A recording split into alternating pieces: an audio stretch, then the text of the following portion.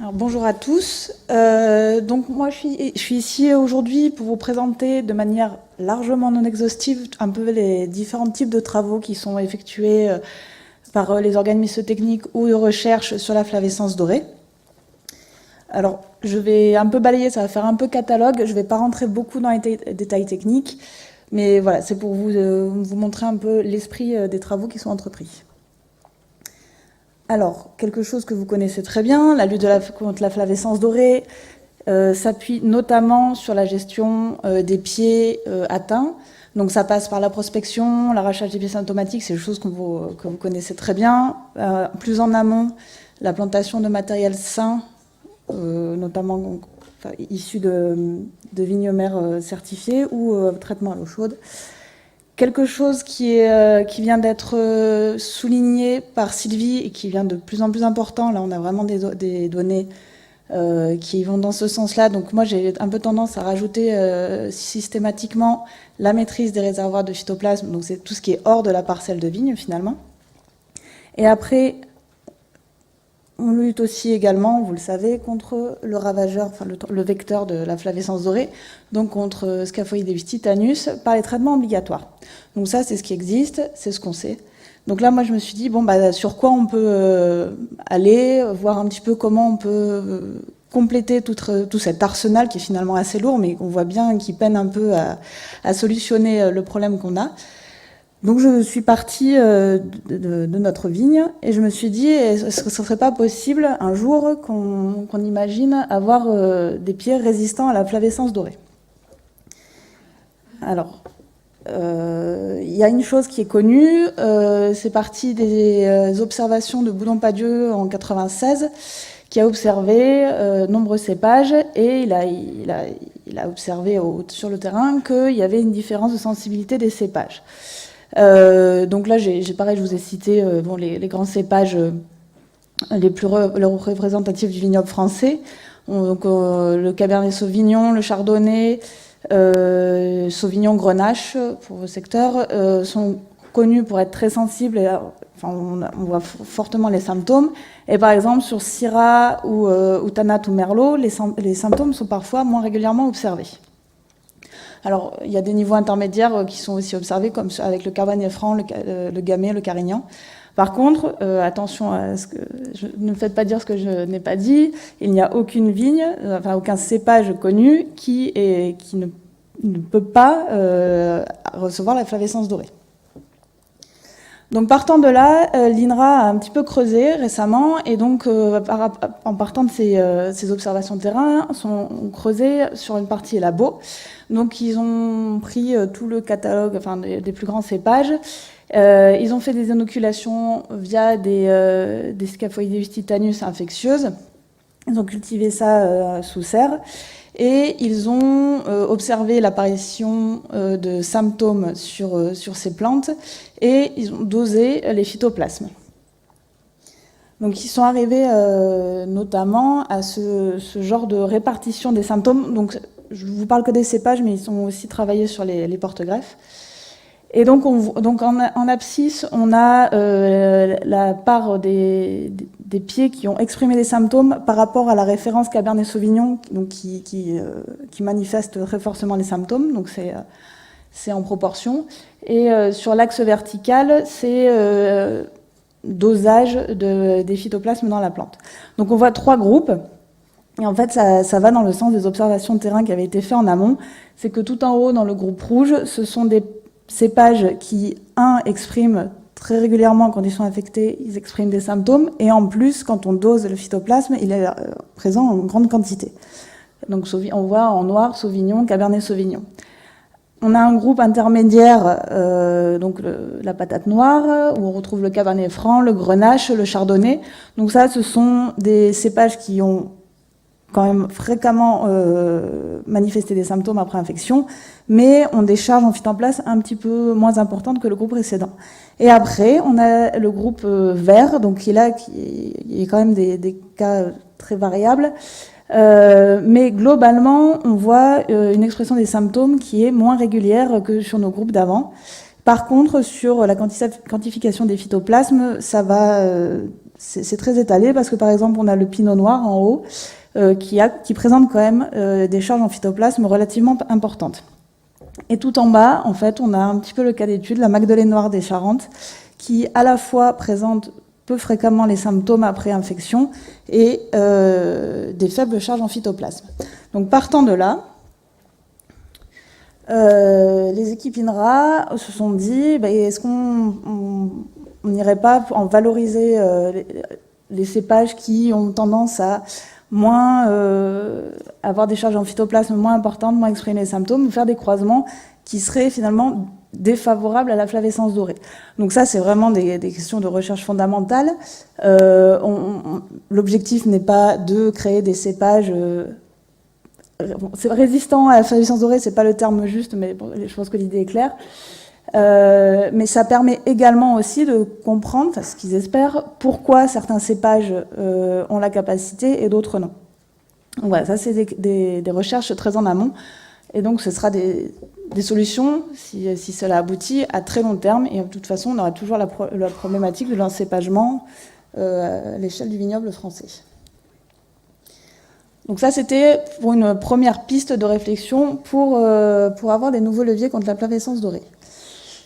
Un autre levier, donc la prospection, qui est déjà faite, mais on l'a vu, ce sont des choses qui sont très lourdes niveau temps, qui demandent des moyens humains qu'on n'a pas forcément sur le terrain, qu'on ne trouve pas, qu'on aimerait bien avoir, mais qu'on n'a pas. Donc on s'est dit, est-ce qu'il n'y aurait pas une nouvelle manière de prospecter ? Donc ça, c'est des choses qui sont un petit peu travaillées, notamment en région PACA. Et il y a eu également, sur les 3 ou 4 dernières années, un gros travail qui a été fait par l'école d'agro de Purpan à Toulouse, donc sur le vignoble de Gaillac et dans l'Hérault, je crois. Donc à l'utilisation de caméras multispectrales via des drones. Et donc l'idée, c'est de donner la capacité de prospecter via des drones de manière beaucoup plus rapide que ce que ferait un humain. Donc ça prend en photo de manière aérienne les vignes. Pour le moment, les travaux sont concentrés sur les cépages rouges, parce que forcément les symptômes sont beaucoup plus faciles à voir que sur des cépages blancs.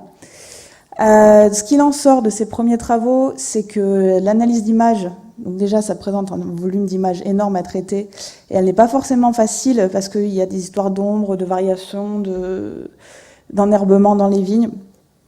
Donc c'était une première difficulté.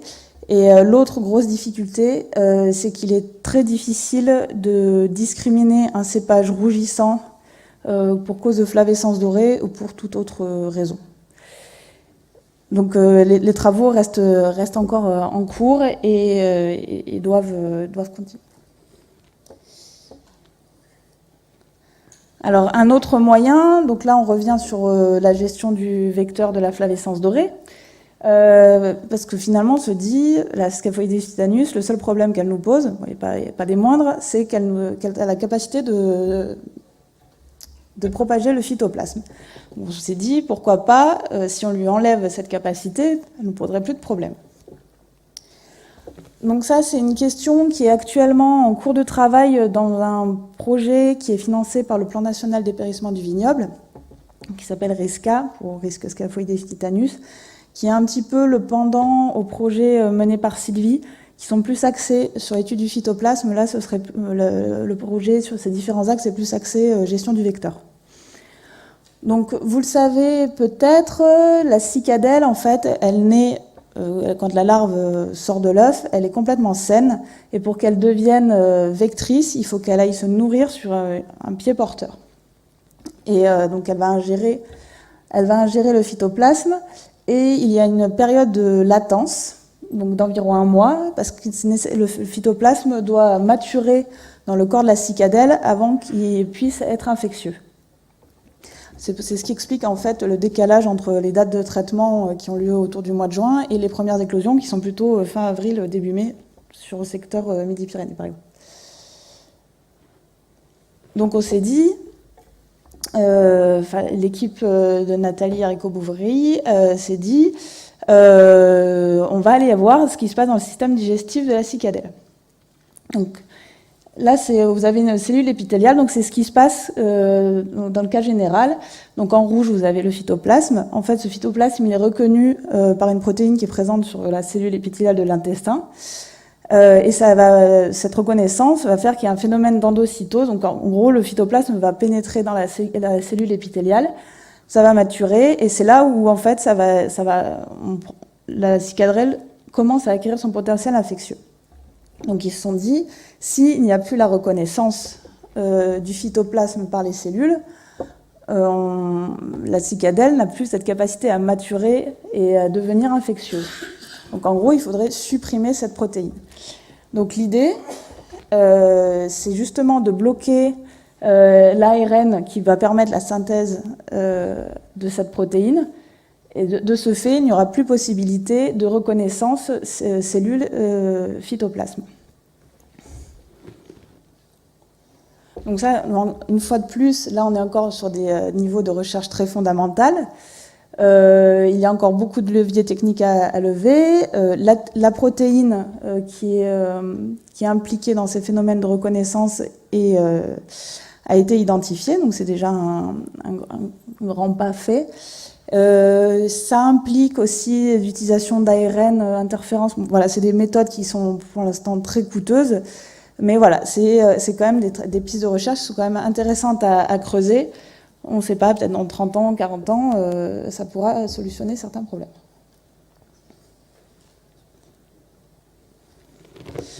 Alors, une fois de plus, on sait très bien, ce qu'on peut faire, c'est qu'on essaye de gérer les populations de Scaphoideus titanus dans nos vignes. Par contre, on l'a dit plusieurs fois aujourd'hui, on le sait, ces cicadelles sont aussi présentes sur les vignes, soit les reposes de porte-greffe, soit les friches abandonnées. Et là, on n'a aucune gestion du vecteur sur ces secteurs. Donc là encore, c'est un axe de travail qui va être développé dans le projet RISCA. Donc là, l'idée, c'est de partir d'une friche, une friche en place, et de faire un système de piégeage, de réseau de piégeage très fin, pour voir un petit peu comment se déplacent les cicadelles à partir de cette friche vers les parcelles en production. Donc l'idée, c'est de comprendre comment elles se déplacent, notamment en étudiant le paysage, les éléments du paysage qui entourent cette friche et les parcelles en production, les conditions climatologiques, notamment les vents dominants. Ça a été évoqué par Virginie tout à l'heure. C'est des choses qu'on voit régulièrement sur le terrain. On a un peu des couloirs de contamination et intuitivement, on a quand même vraiment l'impression que ça suit les vents dominants. Mais voilà, c'est des choses qu'on essaye de quantifier. Et donc l'objectif en fait de ce travail, c'est un petit peu, en comprenant mieux comment la bestiole se déplace, c'est d'identifier des conditions à risque et finalement de mieux orienter la lutte contre le vecteur. Si on identifie des zones dangereuses ou potentiellement sources de forts problèmes, pourquoi pas maximiser la gestion sur ces zones-là. Ça, c'est des choses qui seront à déterminer à la fin du projet.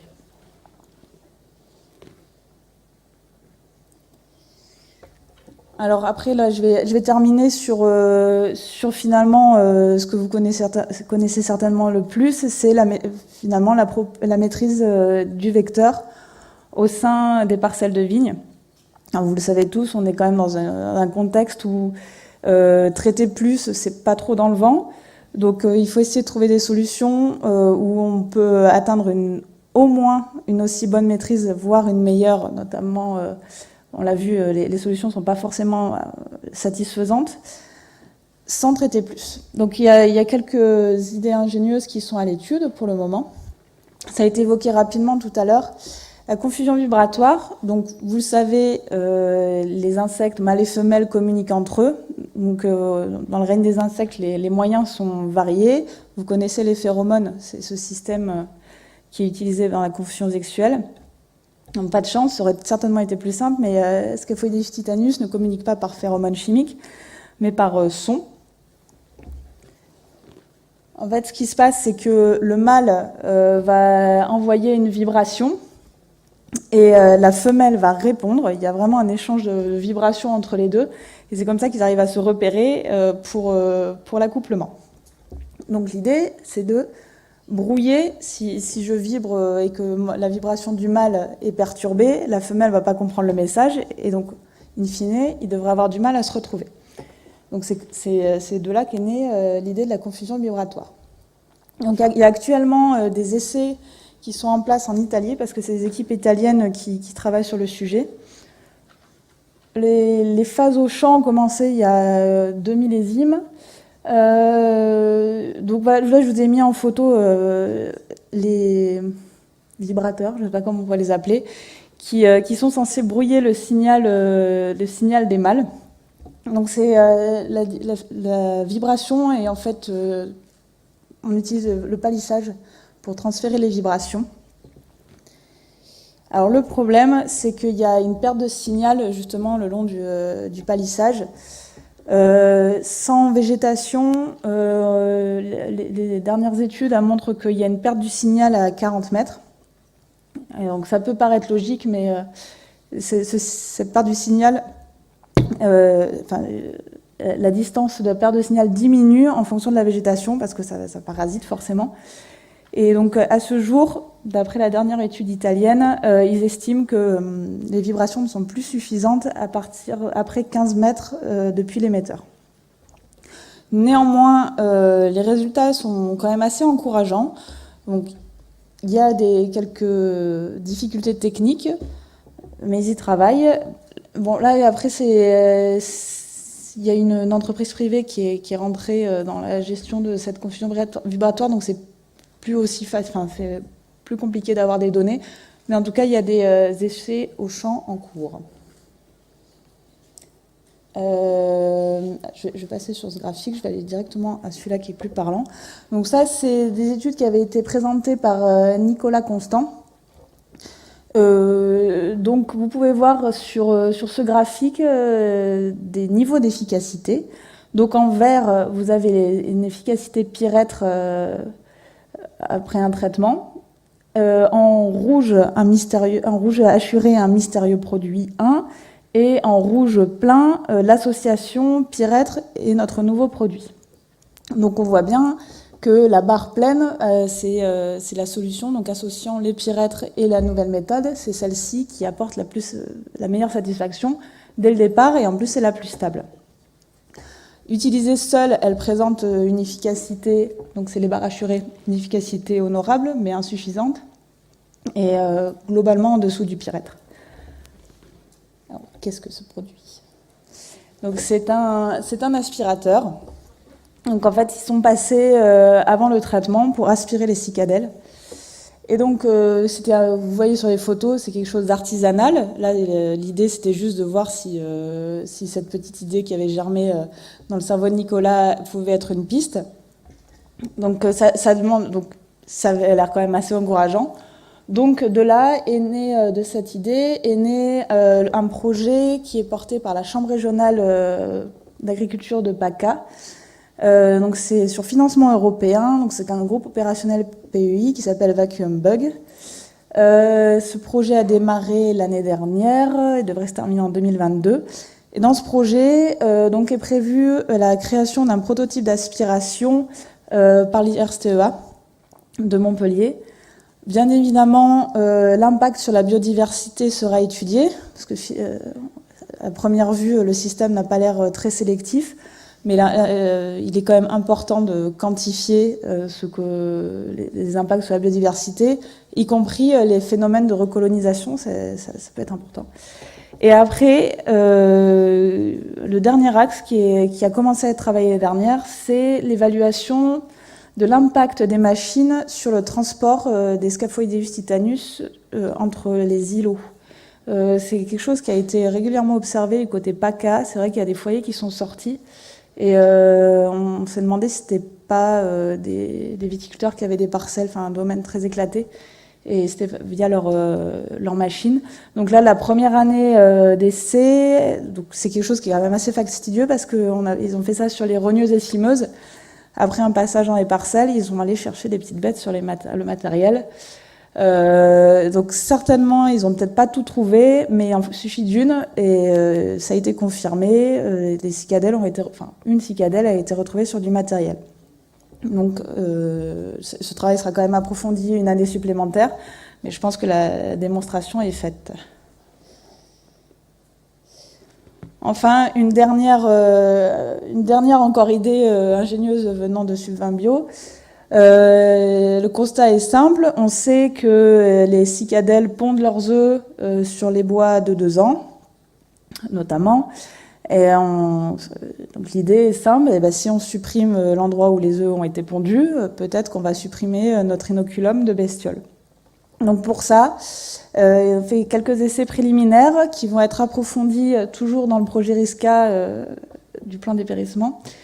Donc différentes méthodes ont été utilisées pour supprimer l'écorce et le lieu de pondre. Donc là sur les photos, vous voyez, sont des lanières. Donc c'est assez impressionnant. Il semblerait que ce ne soit pas préjudiciable pour les cèpes. Nicolas retournera voir comment vont nos cèpes cette année.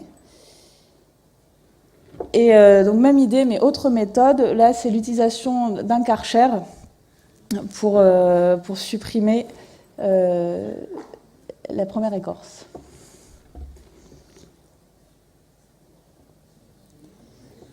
Donc voilà, là l'idée c'était vraiment de vous montrer ce qu'on essaye. Il faut pas être fermé. Il y a plein finalement de compartiments sur lesquels on peut agir. Malheureusement, à ce jour, je n'ai aucune piste applicable qui peut remplacer la lutte actuellement en place. De toute façon, si un jour une est validée, elle viendra juste compléter l'arsenal déjà en place. Parce que la lutte contre la flavescence dorée, vous savez, ce n'est pas uniquement la prospection, ce n'est pas uniquement les traitements obligatoires, c'est un ensemble de méthodes.